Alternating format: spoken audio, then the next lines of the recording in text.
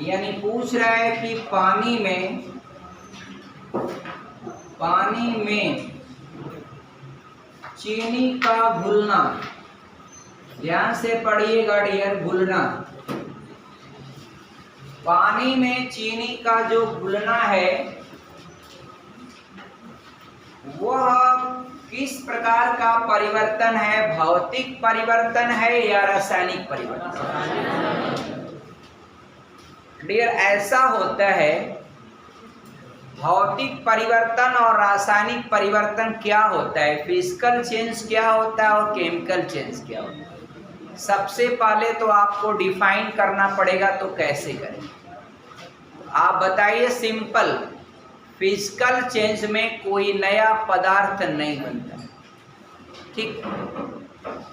और chemical change में क्या हो जाता है, कोई नया पदार्थ का निर्माण हो जाता है। तो डियर, केमिकल चेंज में पुनः उसमें जा नहीं सकते। अब पानी में आप चीनी को घोल दिए हैं, तो क्या फिर वापस चाहेंगे कि हमारी चीनी मिल जाए? तो आप आराम से उसको प्राप्त कर सकते हैं इवेपोराइज करा करके।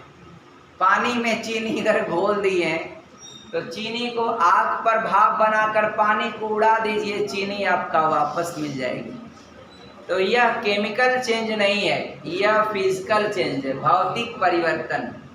चीनी नहीं मिल जाएगा पानी में, आराम से मिल जाएगा। उसको गर्म कर दीजिए, पानी इवेपोराइज हो जाएगा। तो यह फिजिकल चेंज में आता है, रासायनिक चेंज में नहीं आता।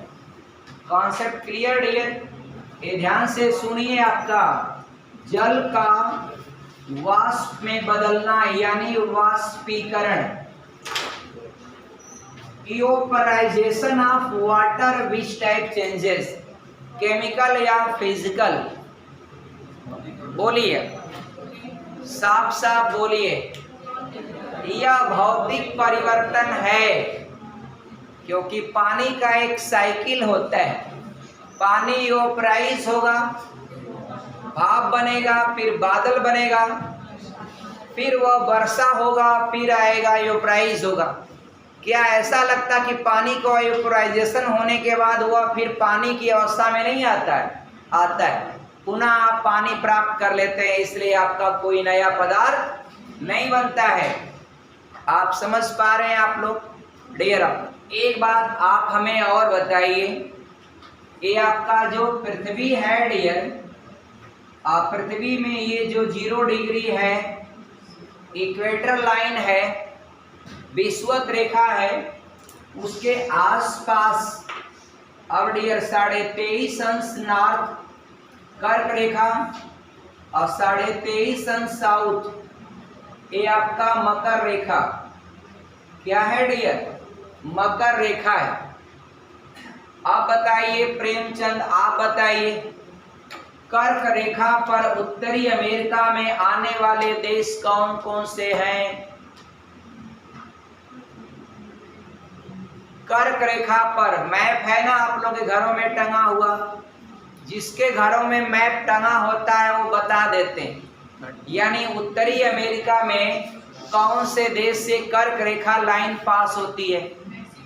हाँ, मैक्सिको और बहामास होगा। देखिए ध्यान से, अगवा समुंदरवा में बहामास होगा। तो मैक्सिको और बहामास ये दो आपका उत्तरी अमेरिका महाद्वीप के देश है। हाँ डियर, आपका वो अलग बात है। अब आप इधर बढ़िए, अफ्रीका में आ जाइए, तो पश्चिमी सहारा होगा डियर ना पहला, फिर मारिटानिया होगा, फिर आपका लीबिया होगा, माली भी है, लीबिया भी होगा, अल्जीरिया भी होगा, मिस्र भी होगा। और डियर इसके बाद आपका सऊदी अरब में चले जाएंगे। सऊदी अरब के बाद संयुक्त अरब अमीरात होगा, ओमान भी होगा। सऊदी अरब अमीरात के बाद ओमान है डियर। मुझे याद है कि वो कौन पहले आएगा।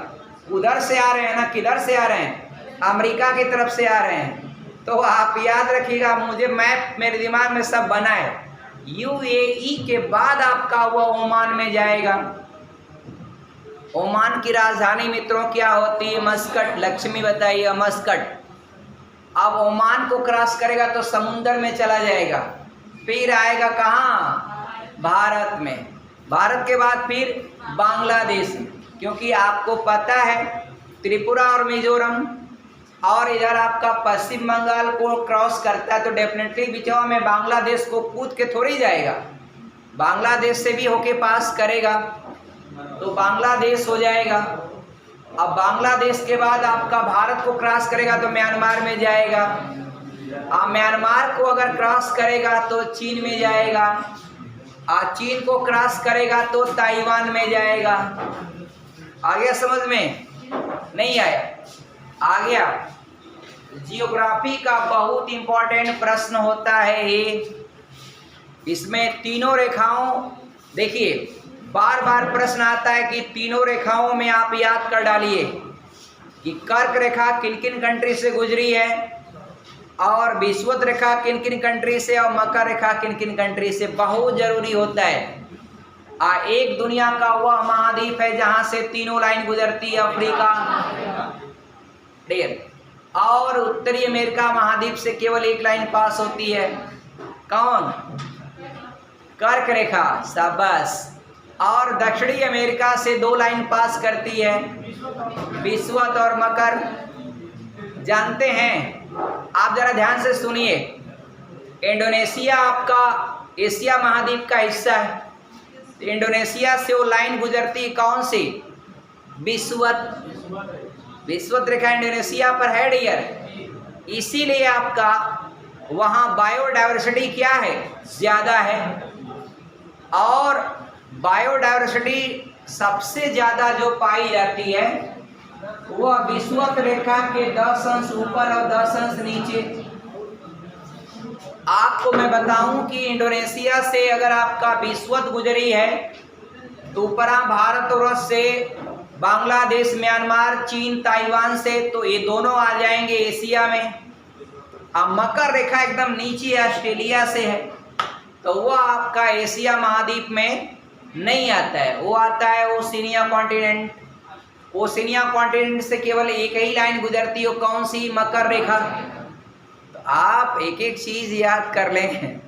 महासागर, सागर, दुनिया का कोई ऐसा प्रश्न न हो जो आप बता न पाए डियर। एक बात मैं गौर करने जा रहा था कि सूर्य जो है ना आपका, जब मकर और कर्क के बीच में हो करके जब पूरे साल रनिंग करता है तो यहाँ पर विषुवत रेखा पर 2 बार चमकता है।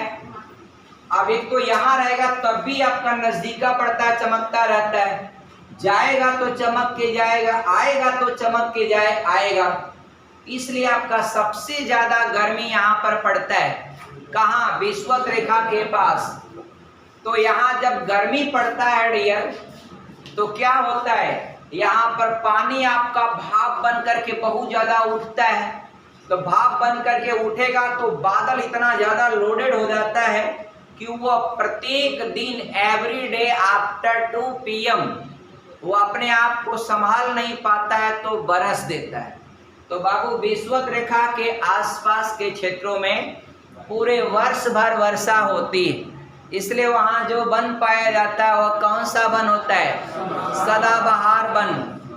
अब आपको बताना चाहिए कि वहाँ सदाबहार वन इसलिए पाए जाते हैं कि वहाँ पर बायोडायवर्सिटी सबसे ज़्यादा है।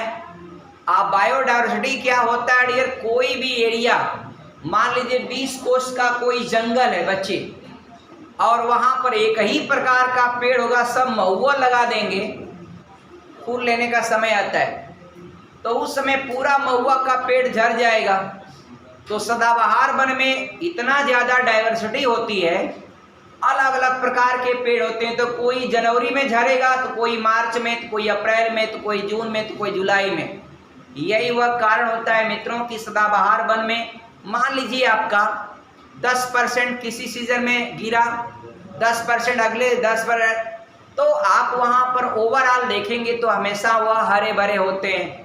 तो प्रेमचंद सदाबहार वन का स्पेशल कैरेक्टर होता है कि वो हमेशा हरे भरे होने का एक ही कारण होता है मेन, एक तो वहाँ वर्ष भर वर्षा होती है, और वहाँ पर गर्म जलवायु होती, तो गर्म जलवायु में धूप की अच्छी खासी रोशनी मिलेगी और पानी हर दिन 2 बजे के बाद बरसबा करेगा। पानी भी मिल गई, धूप भी मिल गया, टेम्परेचर भी मिल गया, तो ये तीनों आपका हो जाता है। पेड़ पौधों को प्रकाश संश्लेषण की क्रिया करने के उपयुक्त तो आपका होता है, इसलिए वहाँ के पेड़ पौधे खूब आपका अपना भोजन का निर्माण करते हैं, खूब हरे भरे होते हैं। कोई सब्जी आपने काटा, हरी सब्जी, पालक हो, भिंडी हो, काटा, ज्ञानचंद आप ही से पूछ लेता हूँ, अब पालक को आपने खूब पका दिया, पका के एकदम बढ़िया भुजिया बन गया, साग, तो कौन सा परिवर्तन होगा, भौतिक की रासायनिक? हाँ डियर, उस साग बन गया। पुनः चाहेंगे कि पतई बन जाए, नहीं बनेगा। समझदार हो गए आप लोग। ठोस कपूर से कपूर वाष्प बनने की प्रक्रिया अंशिका सिंह क्या होता है? ठोस कपूर से कपूर वाष्प बनने की प्रक्रिया, तो कपूर क्या होता है, ठोस से सीधे गैस में चला जाता है, बीच में द्रव की प्रावस्था नहीं आती, तो वह रासायनिक अभिक्रिया जिसमें ठोस से सीधे गैस में और गैस से सीधे ठोस में आए, बीच की प्रावस्था क्या हो जाए, गायब। तो ऐसी प्रक्रियाएं या इस तरह का जो प्रोसेस होता है उसको ऊर्ध्वपातन अभिक्रिया कहते हैं। अंग्रेजी में क्या कहते हैं, सब्लिमेशन प्रोसेस। क्या होता है, ऊर्ध्वपातन अभिक्रिया। जरा देखिए, कपूर हुआ, नेप्थेलीन हुआ, कपूर हुआ, नेप्थेलीन हुआ, ये आपका शुष्क बर्फ, ये तीनों जो हैं डियर, ये तीनों आपका शुष्क बर्फ क्या होता है, who will tell me? Dear, शाबाश। तो मित्रों याद रखिएगा, ये तीनों आपका किस प्रक्रिया को फॉलो करते हैं अवस्था परिवर्तन में? सब्लिमेशन को फॉलो करते हैं। किसको? सब्लिमेशन। डियर, रेत और नेप्थलीन के मिश्रण को कैसे अलग कर सकते हैं? रेत और नेप्थलीन मिश्रण को कैसे अलग कर सकते हैं? शिप्रा सिंह बताएं। रेत माने होता है बालू, रेत, और नेप्थलीन को आपको अलग करना, कौन सा प्रोसेस यूज करना पड़ेगा, ऑप्शन दे दूंगा। देखिए, रेत होता है सिलिका SiO2, और सिलिका को आप जानिएगा वो फ्लक्स होता है, यानी गालक। फ्लक्स क्या होता है डियर, जानिएगा, अशुद्ध, अरे आपका फ्लक्स जो है वह अगलनीय अशुद्धियां जो होती हैं किसी भी चीज में, उसको वह क्या कर लेता है, अलग कर देता है। मेटलर्जी में आपने पढ़ा होगा, धातु कर्म मेटलर्जी जो पढ़ा हुआ केमिस्ट्री में, उसमें देखिएगा सिलिका क्या होता है, गालक या फ्लक्स होता है। क्या क्या होता है, गालक या फ्लक्स। अब मित्रों, जो रेत से नेप्थलीन अलग करने की बात है, रेत से, बालू से नेप्थलीन अलग करने की बात है, कौन सी प्रक्रिया, ऊर्ध्वपातन। और नेप्थलीनिया वहां से उड़ जाएगा, भाप बन जाएगा, और जब भाप बनेगा तो उसको फिर आपका डाइवर्ट करके सॉलिड बना लीजिएगा। तो वहां पर ऊर्ध्वपातन यानी सब्लिमेशन प्रोसेस आपको यूज करना पड़ेगा। काहे के लिए? रेत से नेप्थलीन को अलग करने के लिए। तो भूपर्वटी में पाया जाने वाला सर्वाधिक मात्रा में कौन सा तत्व है? ऑक्सीजन है। ये लोग ऑक्सीजन को बता रहे हैं, बात समझ में नहीं आ रही, क्यों ऐसा कर रहे हैं? तो सिंपल, भूपर्वटी में आप देखेंगे तो जो पानी उनी है ना, ये आपका भूपर्वटी वाले लेयर में आएगा, और पृथ्वी का 71% area is covered by water, Gyanchand. तो अब वाटर में क्या होता है, ज्ञानचंद, अब हाँ, वाटर में कौन सा 2 तत्व होता है डियर? अरे हाइड्रोजन होता है और ऑक्सीजन होता है। तो ऑक्सीजन यहाँ ज्यादा पाया जाता है, यही वह कारण है। याद कर लीजिएगा मित्रों, याद कर लीजिएगा, आप ध्यान से सुनिए। 3 प्रश्न। क्या भूपर्वटी में सबसे अधिक मात्रा में पाए जाने वाला तत्व कौन सा है? ऑक्सीजन। भूपर्वटी में पाए जाने वाला धातु कौन सबसे ज्यादा है? एल्यूमिनियम। भूपर्वटी में सबसे अधिक मात्रा में क्या है पाया जाता है? धातु कहेगा तो एल्यूमिनियम, और मेटलॉयड यानी उपधातु का दिया तो सिलिकॉन। अगर ये ऑक्सीजन के बाद एक क्वेश्चन पूछा है, ऑक्सीजन के बाद भूपर्वटी में पाए जाने वाला मूल तत्व दूसरे नंबर पर कौन है? तो ऑक्सीजन के बाद भूपर्वटी में पाए जाने वाला मूल तत्व दूसरे स्थान पर क्या है? सिलिकॉन है। और धातु पूछेगा भूपर्वटी में तो आप एल्यूमिनियम बताइएगा। क्या बताएंगे? एल्यूमिनियम। एल्यूमिनियम आपका होता है, सिंबल इसका Al, एटॉमिक नंबर होता है 13, इसकी वैलेंसी कितनी होती है? 3+ होता है। आप जान भी लीजिए कि कैसे आपका ए पीरियड और ग्रुप नंबर डिसाइड करते हैं। हाउ कैन डिटरमाइन आपका पीरियड और group number of an element. देखिए how can we determine period और group number GROUP group number of an element. Premchand, कैसे हम क्लियर करते हैं किसी भी तत्व का आवर्त सारणी में इसका आवर्त चौथे आवर्त में है और चौथे वर्ग में? बाबू, पहली बात की 2 8 3 से काम नहीं चलेगा, कोई बात नहीं। एक बार और पढ़क दीजिए।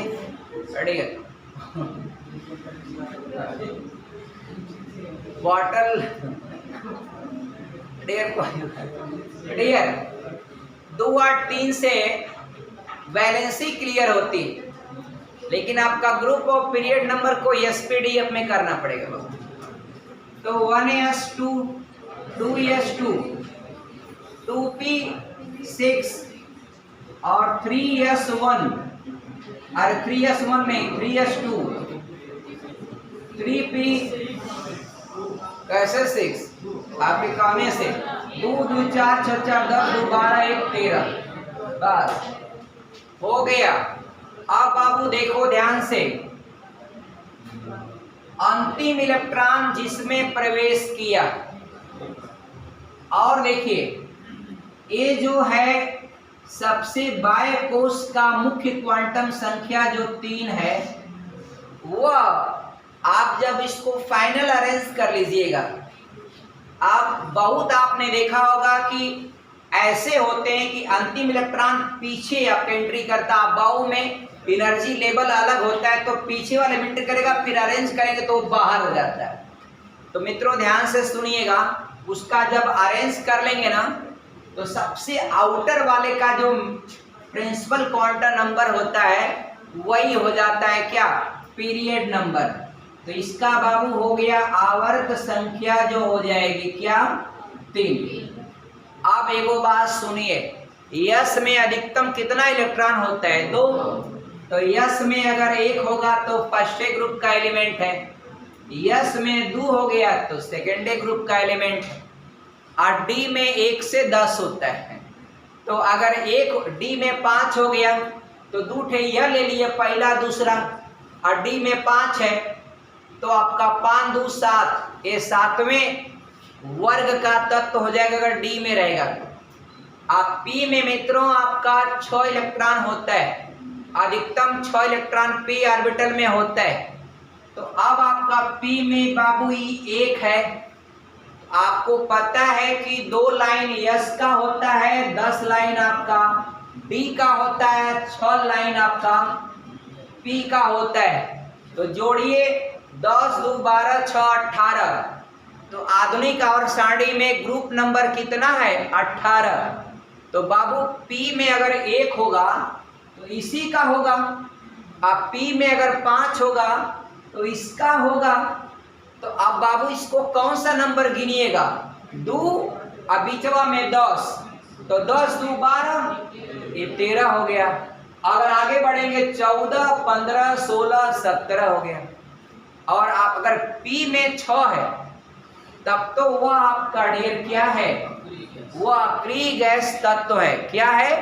अक्रिय गैस तत्व है, इनर्ट गैस एलिमेंट। लेकिन इनर्ट गैस एलिमेंट में एक आपको एक्सेप्शन है, अपवाद है। वो अपवाद क्या होता है? हीलियम तत्व कितने हैं? 6 हैं। अब 6 कौन कौन होता है ध्यान दीजिएगा।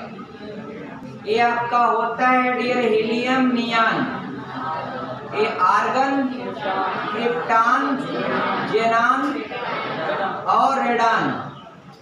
जरा ध्यान से सुनिएगा। माँ बाप की कोई ख्वाहिश नहीं होती आप कमा के महीने में उनको दो, बस आप नौकरी पा जाओगे, आप खुश हो जाओगे। आप जहाँ भी रहोगे हंसते मुस्कुराते रहोगे तो माँ बाप आपको देख के उनकी आत्मा खुश हो जाएगी, उनका दिल भर जाएगा। उनको कोई इच्छा नहीं होती कि आप उनको पैसा उठा के दो। फिर आगे देखिए, हीलियम एक्सेप्शन अपवाद है भैया। काहे अपवाद है?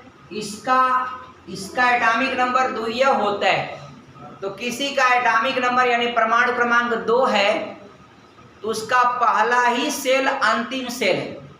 तो पहले सेल अगर किसी का पहला ही कोष अगर अंतिम कोष हो तो उस पहले कोष में 2 इलेक्ट्रॉनों का होना एक अस्थायी व्यवस्था मानी जाती है। क्लियर?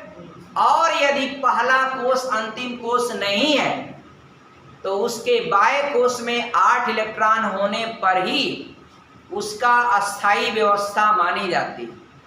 और यदि इसका हीलियम को छोड़ देना तो सबके बाह्य कोष में 8 इलेक्ट्रॉन है।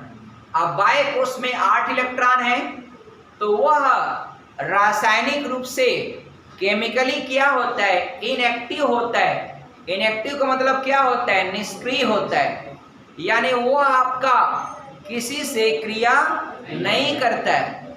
ज्ञानचंद बात समझ में आ गई? जैसे आपको भूख लगी होगी तो क्या करेंगे आप? इधर उधर चक्कर पकड़ ताकेंगे आपका कहाँ पर कौन बढ़िया आपका स्टॉल लगा है, वहाँ चले खाएं। पता चला चौमिनिया का स्वाद बढ़िया मिल गया तो 10 प्लेट चौमिना खा डाले आप, है कि नहीं आप? लेकिन अगर आपका पेट पूरा भरा है, एकदम फूल है, आपको कोई कितना भी बढ़िया भोजन रहेगा आप मन करेगा खाने का नहीं। तो वही होता है यहाँ पर। अब देखिए नियान का है 10 का इलेक्ट्रॉनिक विन्यास करेंगे 2 8 होगा। आर्गन का क्या होता है? 18। मित्रों एगो बात समझिएगा आर्गन के बारे में, 0.93%। मित्रों 93 यानी 1% भी नहीं है, लेकिन फिर भी आपका वायुमंडल में, पृथ्वी के वायुमंडल में अगर कोई भी अक्रिय गैस सर्वाधिक मात्रा में पाई जाती है तो आर्गन पाई जाती है आपका। और डियर एक प्रश्न और इम्पॉर्टेंट है कि पृथ्वी के वायुमंडल में अगर जिन गैसों का स्रोत है, पृथ्वी का वायुमंडल जिन अक्रिय गैसों का स्रोत है उसमें इन 5 गैसों का स्रोत है। हीलियम, नियान, आर्गन, क्रिप्टॉन, जेनान, हाँ जेनान तक बस। रेडान जो होता है इसका पृथ्वी का वायुमंडल सोर्स नहीं होता है। रेडान आपका doesn't found in the sky, in the atmosphere of earth. आपका कब फिर कहाँ पाया जाता है डियर? रेडान आपका फाउंड इन आपका ग्राउंड, आपका जमीन में जो रेडियम निकलता है, रेडियम होता है डियर Ra, ये आपका 88,226। इससे एक अल्फा कण निकलेगा तो आपका 86 आर्यन और ऊपरा 4 कम हो जाएगा, 222 + 2 He4। ये आपका हीलियम यानी अल्फा कण। तो मित्रों क्या बात समझ में आ गई? रेडान के बारे में समझ में आ गया ना? रेडान। अब एगो प्रश्न सुनिए ध्यान से, जिन एरिया में भूकंप आ जाते हैं उसमें किस अक्रिय गैस की मात्रा बढ़ जाती है? रेडान की। काहे? जमीनियां फटेगी तो जो रेडियम मैग्मा गुमा जब निकलेगा तो जमीन के अंदर रेडियम होता है तो उसका रेडियम रेडान होता है, अरे रेडियम होता है, उसका जब विघटन होगा तो रेडान गैस निकलती है।